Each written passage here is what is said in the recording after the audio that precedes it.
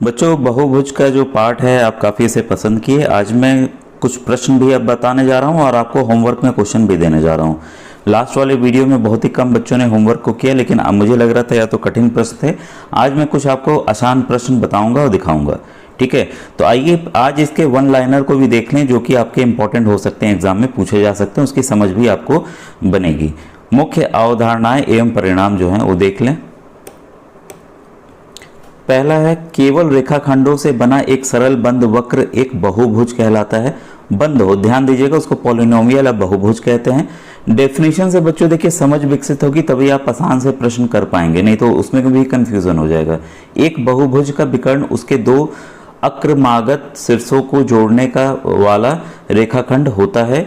एक उत्तल बहुभुज वह बहुभुज होता है जिसके किसी भी विकर्ण का कोई भाग उसके बहिर्भाग में ना आए। फिर है चतुर्भुज एक ऐसा बहुभुज है जिसके केवल चार भुजाएं होती। देखिए चतुर्भुज कई तरीके से हो सकते हैं, पैरेललोग्राम हो सकता है, वर्ग हो सकता है, आयत हो सकता है, किसी भी तरह का हो सकता है। ये कल हम लोगों ने डिस्कस किया था कल वाले वीडियो में। एक समबाहुभुज ऐसा बहुभुज है जिसकी सभी भुजाएं बराबर होती है तथा सभी कोण भी बराबर होते हैं। रेगुलर पॉलीगन की बात है, कल हम लोगों ने डिस्कस किया था। ये देखिए, ये इंपॉर्टेंट बच्चों, n भुजाओं वाले बहुभुज के अंतः कोणों का योग n-2 सरल कोणों के बराबर होता है। ये कैसे निकाला जाता है अभी मैं बताऊंगा, इसको समझिएगा। एक ट्रिक भी बताऊंगा, इसलिए वीडियो के लास्ट तक बच्चों बने रहिएगा।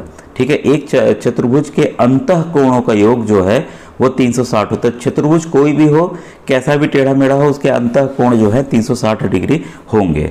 फिर एक बहुभुज के एक ही क्रम में लिए गए सभी बहिर्कोणों का योग जो है 360 होता है। समलंब वह चतुर्भुज है जिसके सम्मुख भुजाओं का एक युग्म समांतर होता है। ये कल हम लोगों ने पूरा देखा था।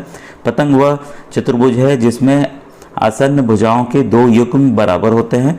समानांतर चतुर्भुज वह चतुर्भुज है जिसमें सम्मुख भुजाओं का एक प्रत्येक युग्म समांतर होता है। बच्चों ये इसलिए बता रहे हैं, ये वन लाइनर में आ जाएगा, पूछेगा इसमें से कौन सा कथन सही है, कौन सा कथन गलत है, तो इसमें कोई भी चीज इनमें से बदल दिया जाएगा, ये ध्यान रखिएगा। इसलिए ये वेरी इंपॉर्टेंट है, इसको लाइटली मत लीजिएगा। ठीक है, और सम चतुर्भुज व समानांतर चतुर्भुज है, समांतर चतुर्भुज है जिसमें आसन्न भुजाएं बराबर होती हैं। ठीक है, आयत वह समांतर चतुर्भुज है जिसका एक कोण 90 अंश होता है। वर्ग वह समांतर चतुर्भुज है जिसमें आसन्न भुजाएं बराबर और एक कोण 90 अंश का होता है। बच्चों देखिए, ज़्यादा वन लाइनर नहीं है, बस ये खत्म ही हो चुका है। इसके बाद ये शॉर्टकट भी है। ठीक है, तो इसमें नेक्स्ट पॉइंट है, एक समांतर चतुर्भुज के सम्मुख भुजाएं बराबर और सम्मुख कोण बराबर होते तथा विकर्ण परस्पर समद्विभाजित करते हैं। एक समचतुर्भुज के विकर्ण परस्पर समकोण पर प्रतिच्छेद करते हैं।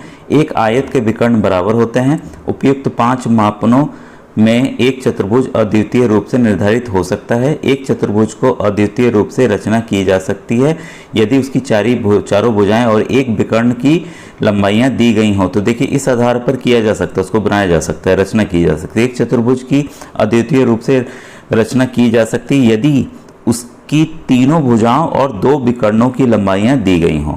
एक चतुर्भुज को अद्वितीय रूप से रचना की जा सकती है 2 आसन्न भुजाएं और 3 कोण दिए गए होते। ये कंडीशंस आप याद रखिएगा, इसी कंडीशंस पे सवाल आते हैं। और आखिरी कंडीशन है इसका, एक चतुर्भुज की अद्वितीय रूप से रचना की जा सकती है यदि 3 भुजाएं और 2 अंतः कोण दिए गए हों। तो ये आप ध्यान रखिएगा। अब देखिए शॉर्टकट है इसका, n भुजाओं वाले एक बहुभुज में विकर्णों की संख्या कितने भी, मान लीजिए कितने भी भुजाओं वाला है, टेढ़ा मेरा कैसा भी है, ठीक है, तो उसके अंदर कितने विकर्ण खींचे जा सकते हैं, क्योंकि हमेशा अपोजिट डायरेक्शन में ही बच्चों विकर्ण खींचे जाते हैं। आपको पता है, जो अपोजिट डायरेक्शन वाले कोण होते हैं उन्हीं के बीच में विकर्ण खींचा जाता है। तो उसका जो फॉर्मूला होगा एकदम याद रख लिए, क्योंकि आए हुए हैं प्रश्न की उस बहुभुज में कितने विकर्ण बनेंगे। तो इसका फॉर्मूला बच्चों ये, ठीक है, उसमें दे दिया जाएगा 10 भुजाओं वाले विकर्ण के कितने बनेंगे। तो भाई हम 10 पुट कर लें, n हो गया, n बराबर 10 हो गया, 10 - 3 बटे 2। ठीक है, 2 × 1 = 2, 2 × 5 = 10, 10 में से 3 घटा दिए 7। ठीक है, 5 × 7 कितना, 35। तो कुल 35 विकर्ण आएंगे। तो इस तरह से देखिए बच्चों सवाल आ सकता है। ठीक है, तो हमें हर एक चीज़ के लिए तैयार रहना चाहिए। अब देखिए ये सवाल है यहाँ पर, कल मैंने इस तरह का सवाल आपको दिखाया भी था। चतुर्भुज ABCD के एक ही क्रम में लेने पर, ठीक एक क्रम में ले रहे हैं, मतलब मैं हमेशा बोलता हूँ कि क्रम में लेना चाहिए। क्रम मतलब जैसे देखिए ABCD, AB BC CD और DA, उल्टा नहीं AB फिर AD, ऐसे नहीं, एक क्रम में लेना है, ठीक है। तो यहाँ पे कोण की बात हो रही है, तो कोण A, कोण B, कोण C, कोण D, ये नहीं कि मिक्सअप नहीं हुआ, A के बाद B के बाद D ले लें फिर C ले लें, ऐसा नहीं। तो ऐसे भुजाओं के साथ भी होता है, कोण के साथ भी होता है, इसका आप ध्यान रखेंगे। तो उसका जो अनुपात दे दिया इतना है, ठीक है, ABCD है। तो सही उत्तर क्या है? ये बच्चों बहुत ही अच्छा प्रश्न है, इससे आप जरूर सीखेंगे और ये जान लीजिए इस तरह के प्रश्न कंफर्म आएंगे। तो मैं इसको थोड़ा सा बड़ा करके आपको ये चीज़ों को समझा देता हूँ। अब देखिए जो कोण दिए गए हैं, ये जो कोण दिए गए हैं इसे हमें क्या करना है, x के रूप में ले लेंगे, ठीक है। तो सभी चारों कोण का योग होता है, आपको जब भी रेशियो में दिया उसको बच्चों आप x मान के सबके साथ गुणा करके x को आप ले सकते हैं, ठीक है। 6x + 4x, सभी कोणों का योग कितना होता है, 360 डिग्री होता है, ये हमने जस्ट जाना अभी, ठीक है।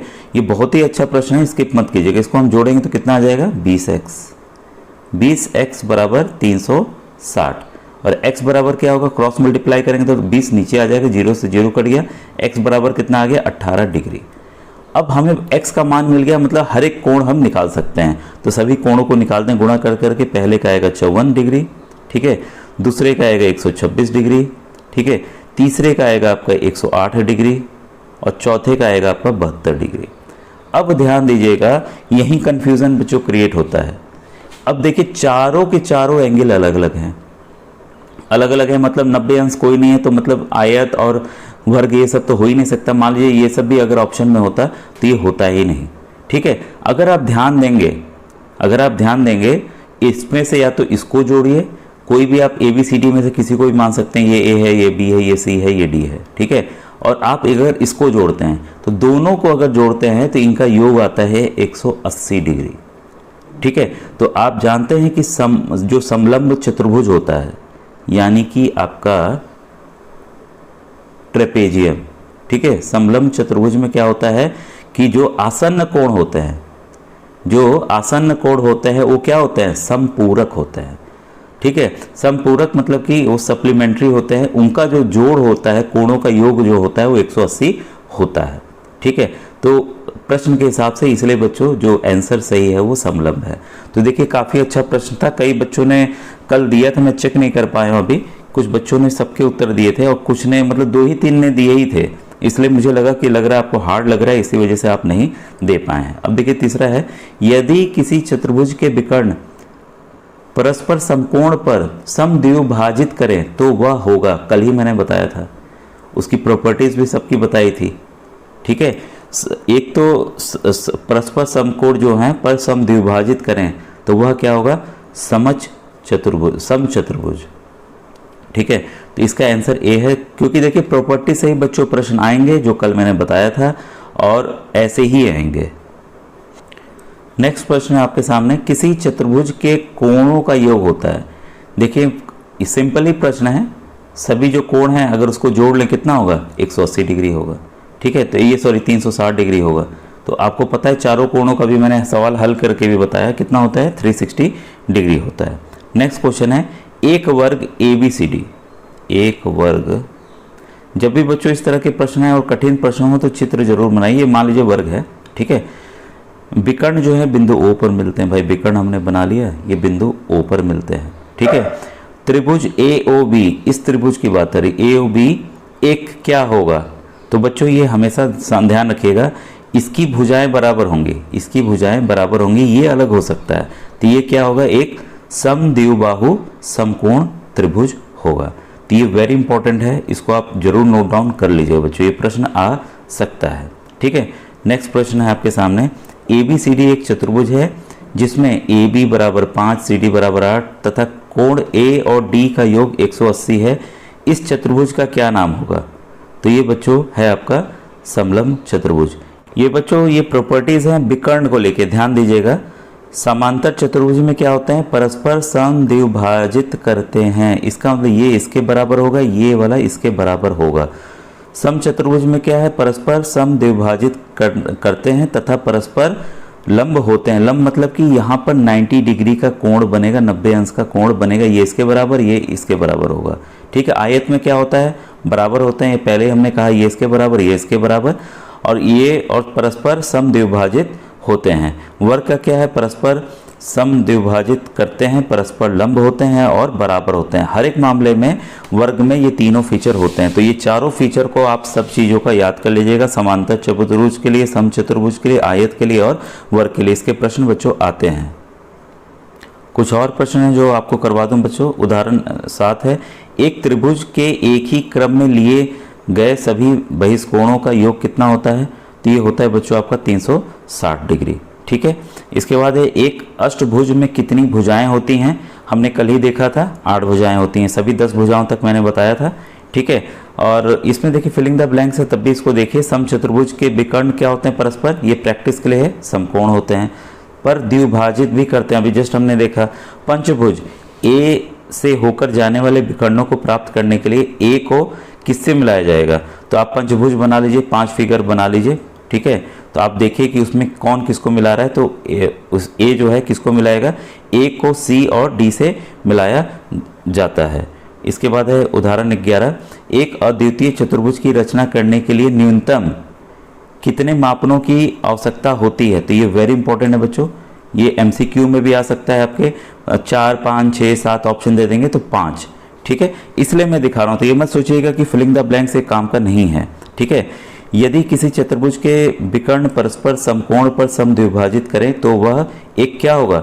समचतुर्भुज होगा। ये प्रॉपर्टीज हैं, इस पे सवाल आना है बच्चों। एक पतंग के विकर्ण परस्पर समकोण पर प्रतिच्छेद करते हैं। अब सत्य असत्य वाला है, ये भी आता है ऐसे, लेकिन बच्चों मैं यहीं बंद कर रहा हूँ।